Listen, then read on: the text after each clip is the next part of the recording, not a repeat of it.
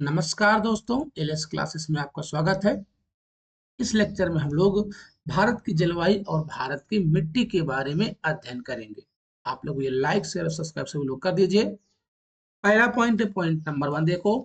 किसी विशाल क्षेत्र में लंबे समय तक मौसम की समग्र स्थिति को उस क्षेत्र की जलवायु कहते हैं। भारत में मानसूनी प्रकार की जलवायु पाई जाती है। भारत की जलवायु उष्णकटिबंधीय मानसूनी है। भारत में अरब सागर एवं बंगाली खाड़ी से चलने वाली हवाओं की दिशा ऋतु परिवर्तन के साथ बदल बदल जाती है। इसी कारण भारतीय जलवायु को मानसूनी जलवायु से अभिहित किया जाता है। एक निश्चित क्षेत्र के अंतर्गत समय विशेष में वायुमंडल की अवस्था को मौसम कहा जाता है। भारतीय मानसून का संबंध मुख्यतः ग्रीष्म ऋतु में होने वाले वायुमंडलीय परिसंचरण में बदलाव से होता है। भारतीय जलवायु को प्रभावित करने वाले प्रमुख कारकों में अक्षांशीय स्थिति है, उच्चावच है, मानसूनी पवने हैं, समुद्र से दूरी आदि हैं। गर्मी के मौसम में दोपहर के समय में शुष्क और गर्म हवाएं चलती हैं, जिन्हें लू के रूप में जाना जाता है। अगला पॉइंट है, ग्रीष्म ऋतु के आरंभ आरंभ होने से सूर्य का उत्तरायण होना आरंभ हो जाता है। ग्रीष्म काल में मानसूनी पवनों का रुख दक्षिण पश्चिम से उत्तर पूर्व की हो जाता है। दक्षिण पश्चिम से लेकर दक्षिण पश्चिम से उत्तर पूर्व की ओर ये हो जाता है। उत्तरी भारत कर्क रेखा के उत्तर में स्थित होने के कारण शीत ऋतु में ठंडा और ग्रीष्म ऋतु में गर्म रहता है। उत्तर में हिमालय पर्वत की उपस्थिति के कारण मध्य एशिया से आने वाली ठंडी हवाएं भारत में नहीं आ पाती। भारत की जलवायु को मुख्यतः 4 ऋतुओं से विभाजित किया जाता है, यानी जो भारत की जलवायु है मुख्यतः 4 ऋतुओं में विभाजित किया जाता है। ग्रीष्म ऋतु जो है वो 15 मार्च से लेकर 15 जून तक है। वर्षा ऋतु 15 जून से 15 सितंबर तक है। और शरद ऋतु जो है 15 सितंबर से लेकर 15 दिसंबर तक है। शीत ऋतु जो है वो 15 दिसंबर से लेकर 15 मार्च तक है। अगला पॉइंट है, भारत में मानसून का आगमन जून के प्रथम सप्ताह में होता है। जून से सितंबर तक की अवधि के दौरान भारत में दक्षिण पश्चिम मानसून वर्षा होती है। कौन सी भी? दक्षिण पश्चिम मानसून वर्षा होती है जून से सितंबर की अवधि के दौरान। भारत में मानसून उत्पत्ति के कारण भारत में मानसून उत्पत्ति करने वाली पवन दक्षिण पश्चिम पवन, कौन सी भी? दक्षिण पश्चिम पवन है। ये पॉइंट इंपॉर्टेंट है, इसको ध्यान देना। सर्वप्रथम मानसूनी हवाएं केरल के तट से टकराती हैं, जिसे मानसून प्रस्फोट कहा जाता है। यानी कि जो मानसून है वो केरल के तट जो है आपका भैया मालाबार तट है ना, टकराती हैं, जिसे मानसून प्रस्फोट कहा जाता है। केरल से होता हुआ मानसून 10 जून तक मुंबई होते हुए 15 जुलाई तक संपूर्ण भारतीय उपमहाद्वीप को प्रभावित करता है। यानी कि 15 जुलाई तक संपूर्ण भारतीय उपमहाद्वीप को प्रभावित करता है। उत्तर भारत के मैदानी भागों में शीत ऋतु में वर्षा पश्चिमी विक्षोभ के कारण आपने देखा होगा, तो उत्तर भारत में शीत ऋतु में वर्षा होती है वो पश्चिमी विक्षोभ के कारण, जो कि भूमध्य सागर से उठता है। कहां से भी? भूमध्य सागर के आसपास उठता है, उससे कारण वर्षा होती है। दक्षिण पश्चिम मानसून की बंगाली खाड़ी की शाखा अरब सागर की शाखा की तुलना में शक्तिशाली होती है। दक्षिण पश्चिम मानसून से मासिनराम यानी कि मेघालय में विश्व में सर्वाधिक वर्षा होती है। कहां पर? विश्व में सर्वाधिक वर्षा जो होती है वही मेघालय, पहले चेरापूंजी में होती थी, अब मेघालय के ये मासिनराम में होती है। मेघालय की खासी पहाड़ियों में स्थित मासिनराम और चेरापूंजी में औसत जो वार्षिक होती है वो 1080 सेंटीमीटर से ज्यादा होती है। बंगाल की खाड़ी से आने वाली हवाएं गारो, खासी और जयंतिया पहाड़ियों पर अधिकतम वर्षा कराती हैं। कहां पर? गारो, खासी, जयंती, ये तीनों ही पहाड़ियां मेघालय राज्य में पड़ती हैं। अगला है,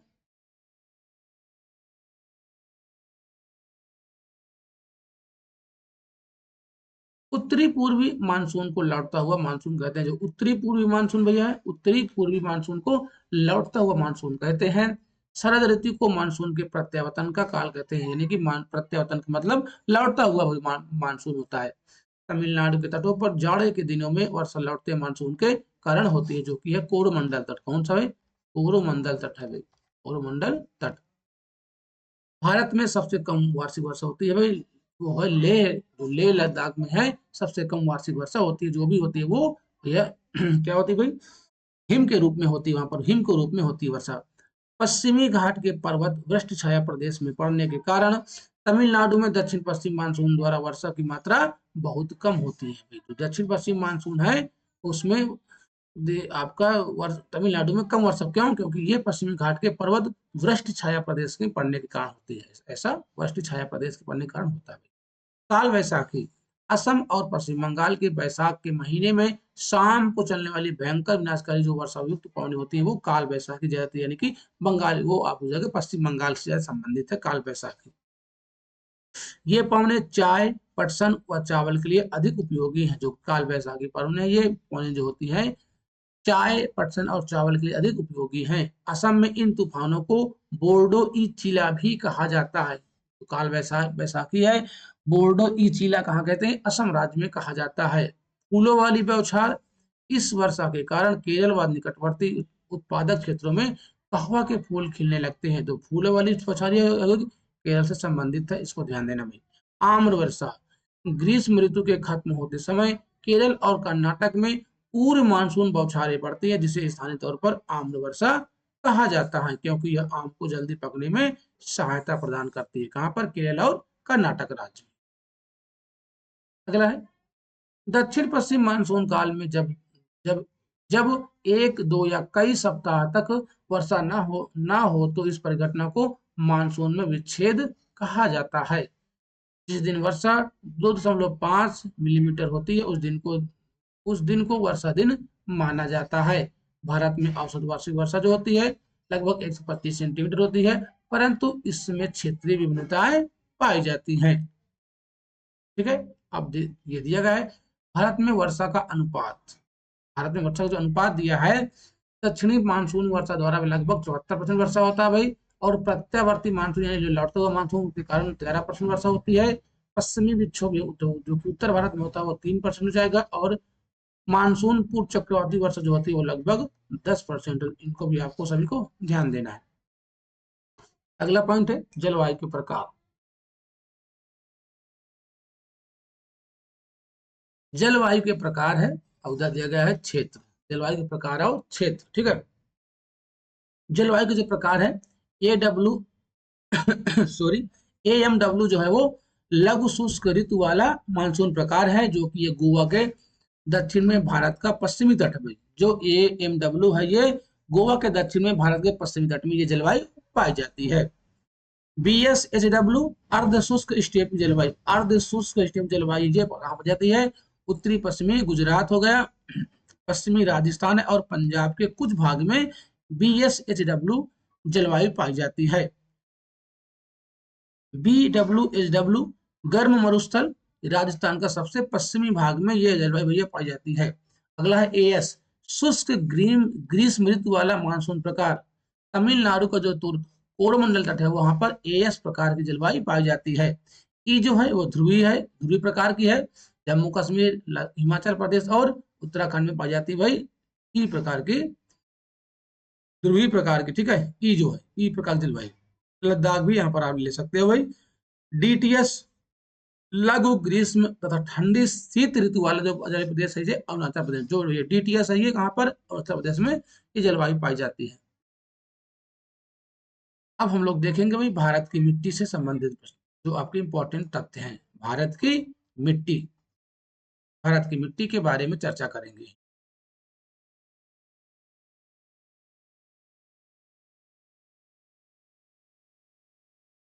ठीक है, आप लोग लाइक शेयर जरूर कर दीजिए भाई।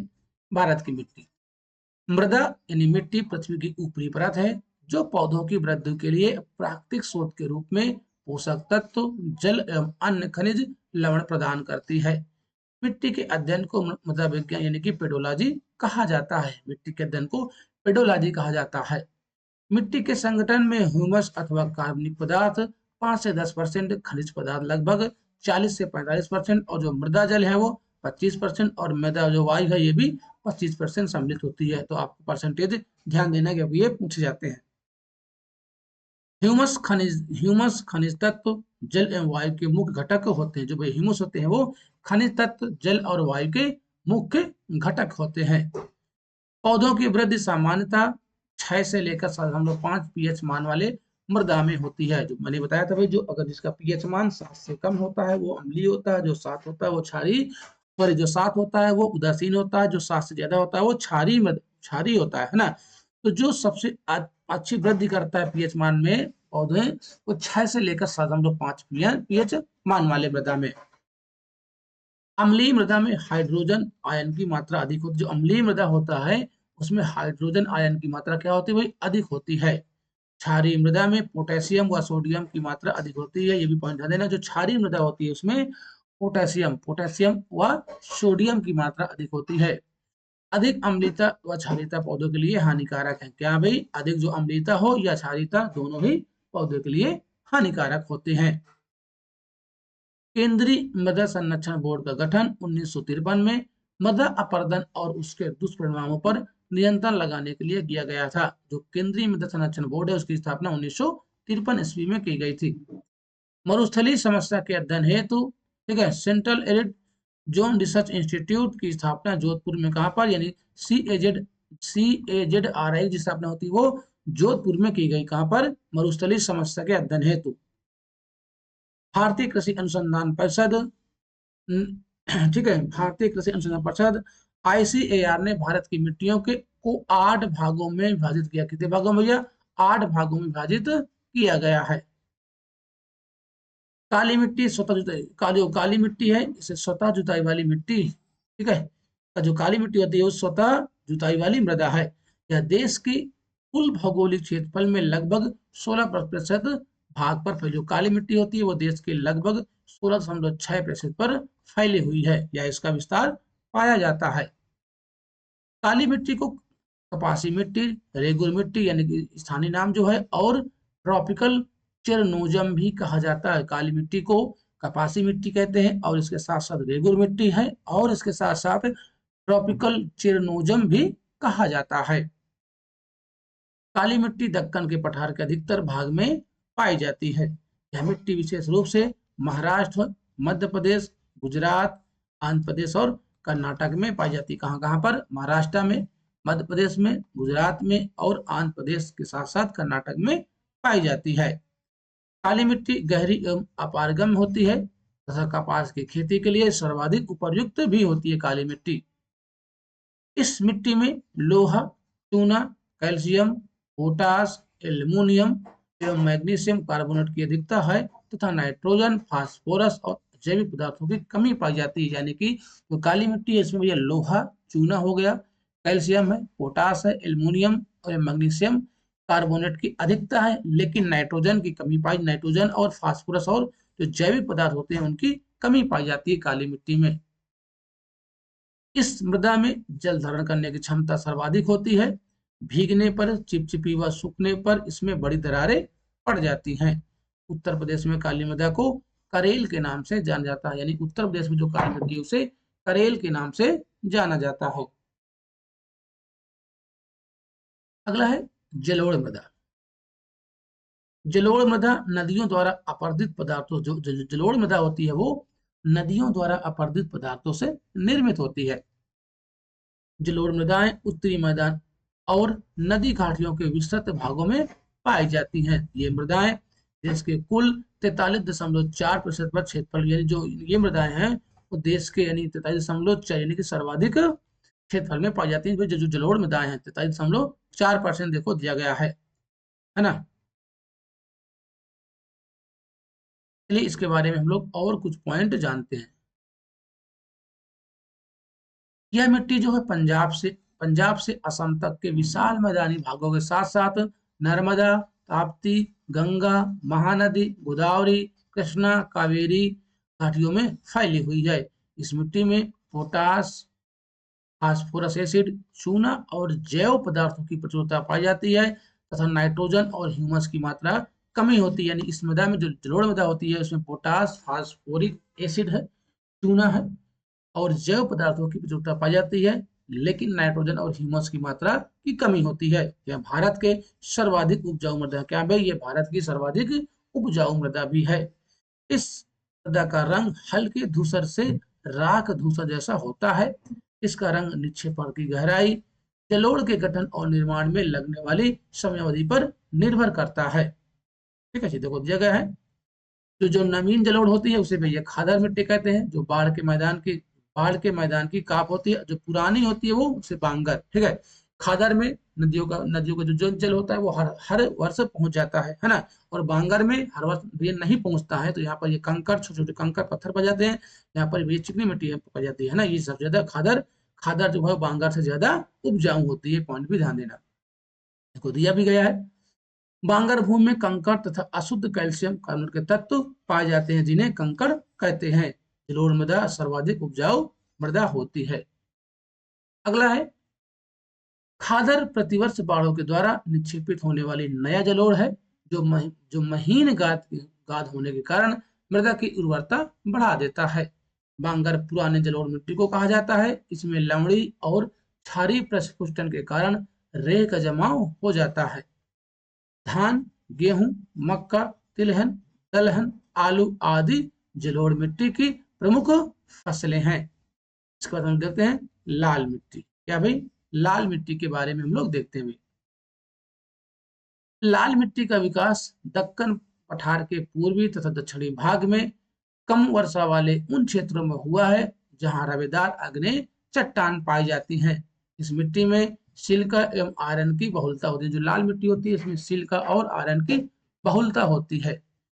लाल मिट्टी में चूना, मैग्नीशियम, पोटास, नाइट्रोजन, फास्फेट तथा ह्यूमस की कमी होती है। लोहे के ऑक्साइड की उपस्थिति के कारण इसका रंग लाल होता है, यानी कि जो फेरिक ऑक्साइड है इसकी उपस्थिति के कारण ही इसका रंग लाल होता है। यह मिट्टी मुख्यतः छत्तीसगढ़, तेलंगाना, उड़ीसा, पश्चिमी तमिलनाडु है, कर्नाटक है और दक्षिणी महाराष्ट्र एवं छोटानागपुर प्रदेश में पाई जाती है। लाल मिट्टी की जल धारण क्षमता कम होती है, इसलिए लाल मिट्टी में खेती करना कठिन होता है। उच्चतम स्थानों पर लाल मिट्टी में बाजरा की खेती की जाती है। कैसी भाई, बाजरा खेती की जाती है।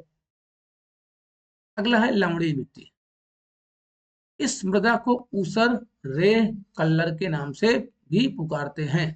इस मृदा में सोडियम, पोटेशियम और मैग्नीशियम का अनुपात अधिक होता है, यानी कि जो आपकी लवणी मिट्टी है इसमें सोडियम, पोटेशियम और मैग्नीशियम की मात्रा ज्यादा पाई जाती है।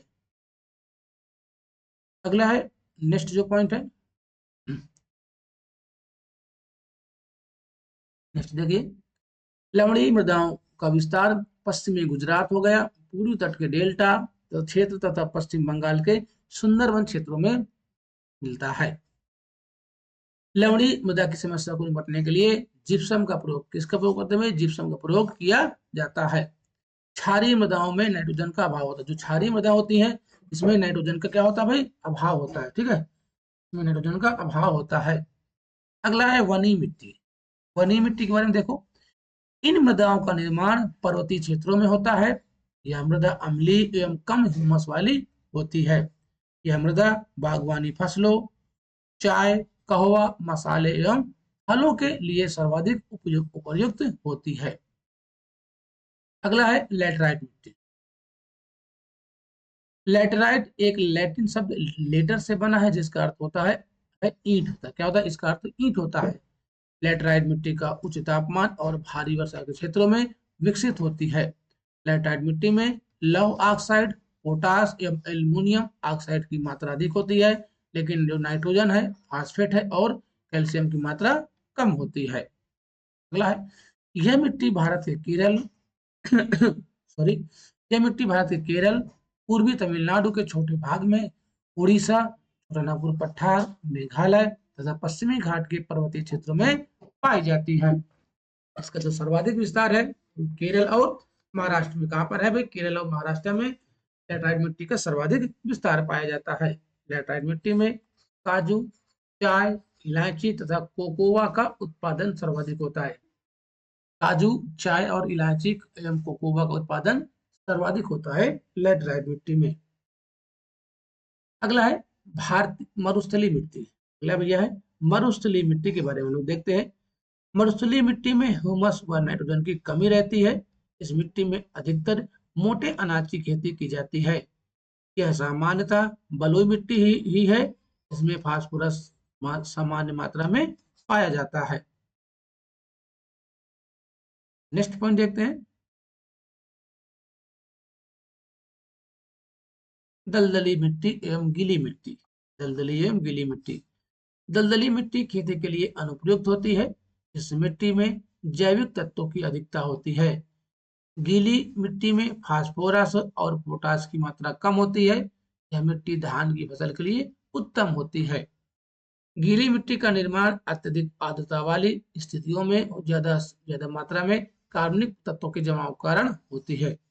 लोग अब देखेंगे भारत की मिट्टी का वर्गीकरण। क्या? भारत की मिट्टी का वर्गीकरण के बारे में। ठीक है, चलिए जो आपकी सबसे ज्यादा है वो इंसेप्टी सोल्स जो मिट्टी है, यानी 39% लगभग है, और एंटी सोल्स है, ठीक है, 28%। आपको इसको इधर देना भाई प्रतिशत में। और एल्फी सोल्स है, ये है 13.55% है। वर्टी सोल्स जो है वो 8.52% है। इरिडेसोल्स है, ये है 4.28% है। अल्टीसोल्स है, ये वही 2.51% है। इसके बाद माली सोल्स है, ये है आपका 0.42% है। और जो अन्य जो मिट्टी है वो 2.92% है। ठीक है, चलिए हम लोग देखते हैं। भारत में सर्वाधिक क्षारीय मृदा उत्तर प्रदेश में है। भारत में सबसे लवणीय मृदा जो है वो गुजरात में। कहाँ पर? गुजरात में है। मकान हेतु ईंट बनाने के लिए लैटेराइट मृदा का उपयोग होता है। सूखा क्षेत्र विकास जो कार्यक्रम है वो 1973 में प्रारंभ किया गया था। कब? क्या? जो डीपीएपी है 1973 में प्रारंभ किया गया था। अगला है डीडीपी, मरुस्थल विकास कार्यक्रम 1970-78 में प्रारंभ किया गया था। राष्ट्रीय बंजर भूमि विकास मंडल कार्यक्रम 1985 में प्रारंभ किया गया था। क्या? राष्ट्रीय बंजर भूमि विकास मंडल कार्यक्रम 1985 में। एकीकृत बंजर भूमि विकास कार्यक्रम 1989 में प्रारंभ किया गया था। ये थे भैया भारत की मिट्टियों के बारे में। अब हम लोग नेक्स्ट लेक्चर में देखेंगे भारतीय प्राकृतिक वनस्पतियों के बारे में। तो धन्यवाद, हम लोग मिलते हैं नेक्स्ट लेक्चर।